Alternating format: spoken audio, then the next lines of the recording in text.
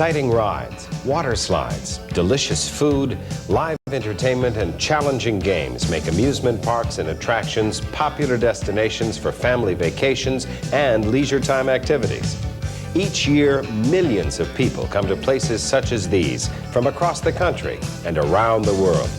They come expecting to relax and have a good time, a safe time. That's where you come in.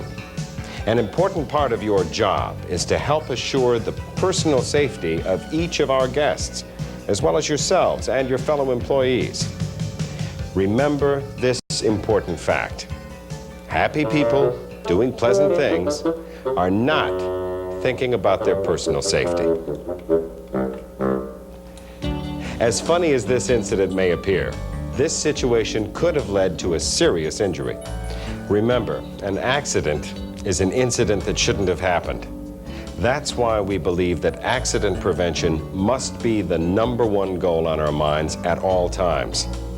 During the course of this safety overview orientation, be aware that even though the rides and water attractions have been filmed at different facilities, the safety principles that apply are interchangeable for all rides, water slides, and all amusement facilities.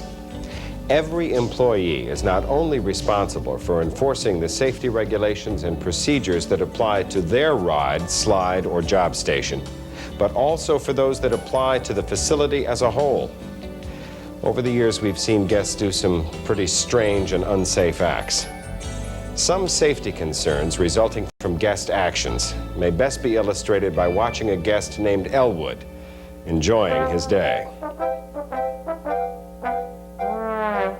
Running, jumping on or off a moving ride, sitting on rails or fencing, failure to keep hands or arms inside the ride, overcrowding of seats or other areas, removing safety belts or straps, food or drink at rides, forcing a frightened guest to ride,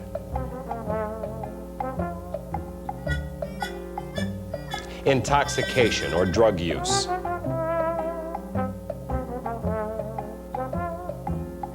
and improper dress, such as no shirt or shoes. The goal, of course, is to have no Elwoods. It's your responsibility to always be alert for and attempt to prevent or correct these actions.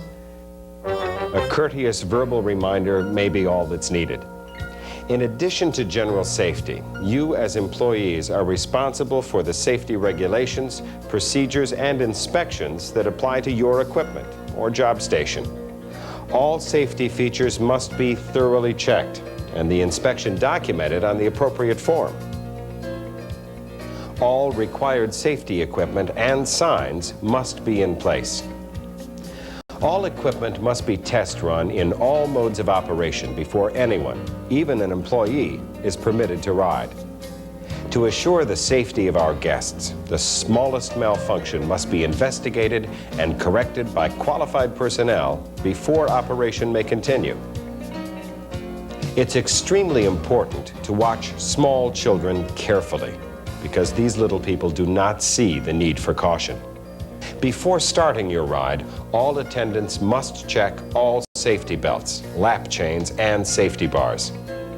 Never rely upon any adult or guardian attending children.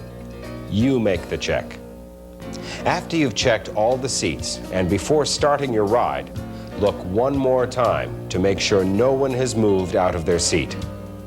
Operators on children's rides must be very alert at all times. When working on larger rides or water slides with other operators or attendants, you should use the appropriate hand signals to indicate when the final safety check has been made. Many rides and attractions have a height limit for the protection and safety of our guests. So many children think tall, but this doesn't make them big enough to participate. Let's see how an alert operator handles a guest who is too short to ride. Hi there, how are you? Just a minute here, let me check his size. He's not quite tall enough for this ride. There are some smaller rides over in Kittyland that would be perfect. That's okay. He can ride. I'll take full responsibility. I'm sorry, ma'am. We can't change the rules. You need to be at least 54 inches to ride this ride. When interacting with a guest, you should instruct in a calm, sympathetic, but firm tone, using concern and courtesy. Remember, our guests are here to have fun, and they're not thinking about their personal safety. Where a required height is mandatory, tears, bribery, and threats must be ignored. If you have trouble convincing a guest, call your supervisor immediately. One group of guests that require special care and consideration are the handicapped. Where possible, take great pride in accommodating these very special guests to help ensure their comfort and safety. Access to rides and attractions for wheelchair guests will be discussed in your on-site training. But you should remember these important points when dealing with handicapped guests.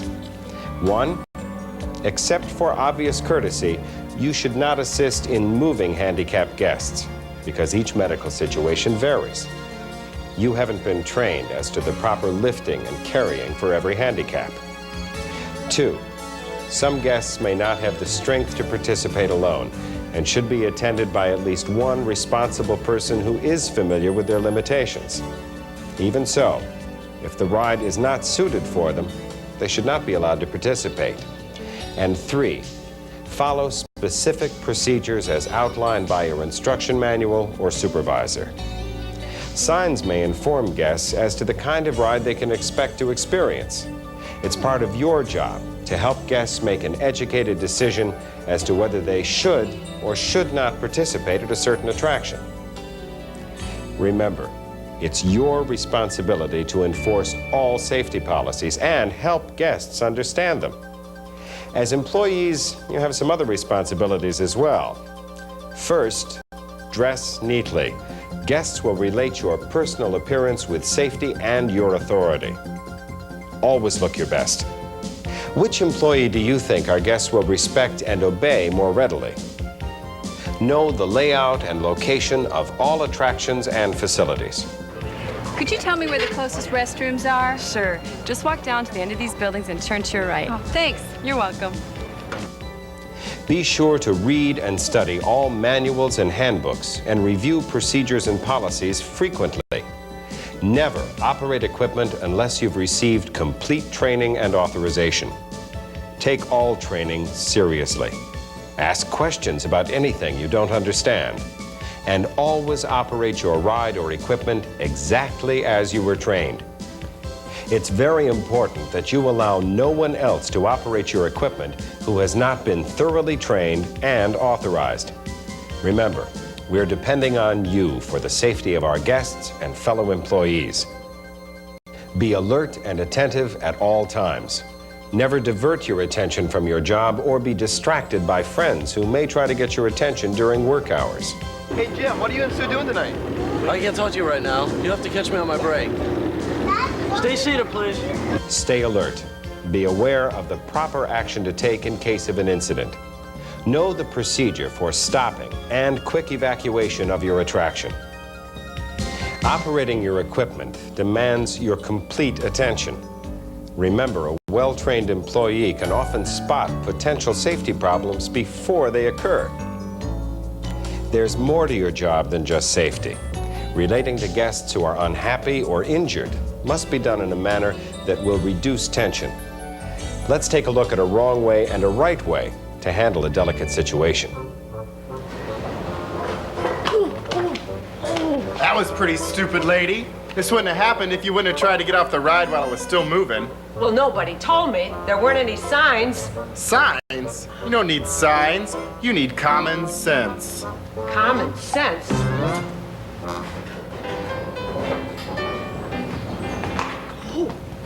Are you all right, ma'am? Can you walk? That's all right. I think I just sprained my ankle. Here, let me help you over to that bench. I'll call someone from first aid to come over and help. Thank you. Remember, when relating to guests in any situation, what you say and how you say it can matter a lot in reducing tension, and keeping guests happy. In addition to our guests, you have the responsibility to safeguard yourselves against possible dangers and health hazards. Some general guidelines to follow are: follow all instructions given during your orientation and on-site training. Make safety suggestions to your supervisor. To reduce the chance of heat stroke or exhaustion, make sure you eat properly. Drink plenty of water.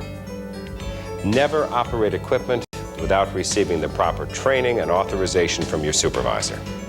Unless directly involved, stay away from construction sites. When you are working around construction projects, or when the situation warrants, be sure to use proper safety equipment, such as safety glasses, gloves, a hard hat, or ear protection. When working with chemicals or cleaning solvents, be sure to wear required protective attire, such as goggles and rubber gloves. Carefully read all labels and safety data sheets for chemicals and solvents that you may use while preparing your areas. Report all injuries, no matter how minor. Remember, our combined efforts will ensure a safe, clean, and pleasant environment for yourself, your coworkers, and our guests. For whatever attraction at which you're stationed, there will be daily housekeeping duties. These could be as small as wiping off seats, or as large as cleaning a picnic shelter. But each one is just as important to the safety and comfort of our guests. Report major cleanliness problems and hazards, such as spills on walkways and overflowing restroom facilities, to the appropriate personnel. Practice good housekeeping throughout your shift by picking up cups, papers, and other trash from around your attraction or wherever you see it. Remember, clean is safe. Another important area to discuss is maintenance. While maintenance personnel are the only ones who will be making actual repairs, there's a lot you can do to make sure our rides and equipment keep running safely. First, carefully complete all safety checklists. Read each item when you make the check, and then mark it off as you do the inspection.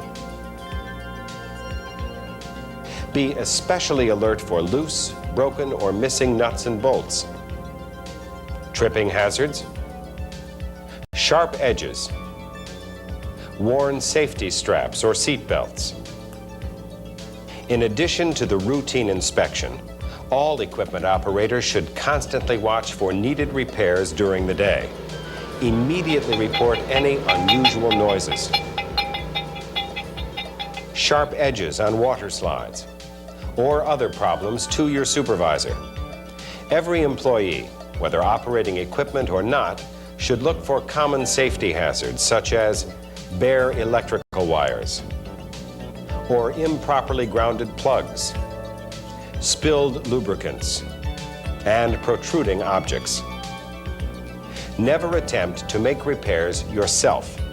Maintenance personnel are the only ones trained and authorized to make repairs on mechanical or electrical equipment. If you're not trained to make the repair, do not attempt to make it. Emergency procedures for first aid, fires, power failures, and natural disasters must be learned thoroughly. Your quick response could help avoid a serious injury, especially in a major incident. Know the locations of all telephones nearest your workstation. Memorize the important telephone numbers. During an emergency, keep telephone conversations to a minimum so that other calls can be received.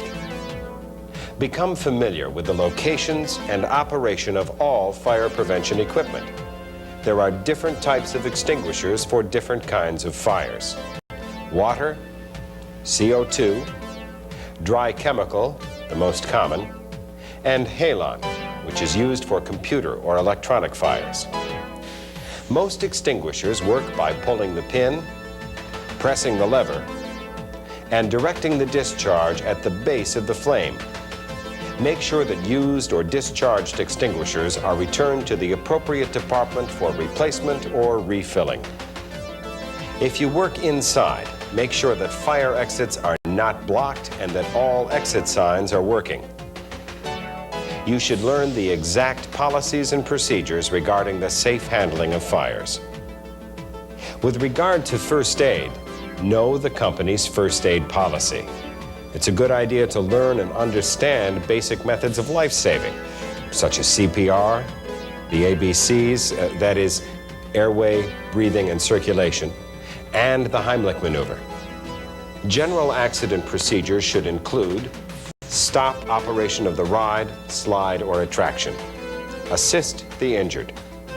In the event of a serious injury, such as major trauma, broken bones, or head, neck, or back injuries, do not move the injured person, as this may increase the extent of the injury. Call security or first aid. Report the incident to management. Get names and addresses of all witnesses, and try to retain them if possible for investigative personnel. Above all, do not discuss the incident or make statements to anyone except authorized personnel from our company.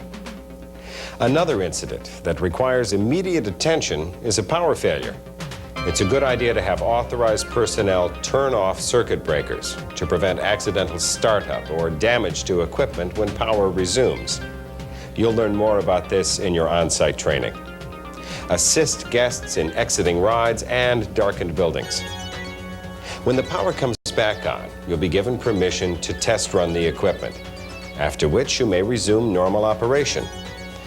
Remember, after a major power failure, you must make another test run of your equipment in all modes of operation. During this presentation, you've been given an overview of amusement facility safety. After working a few weeks, you'll develop a sixth sense regarding guests and their movements. And as you perform your duties, you'll learn to be more aware of what's happening near and around your workstation. You will be thinking safety. Leisure and recreation employees are special people. They are alert. They use good judgment. Their appearance is pleasing, and they are courteous to our guests.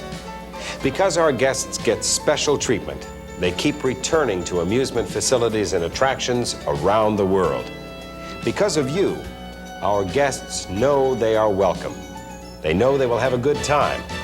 And even though they don't think about it, they know they will be safe.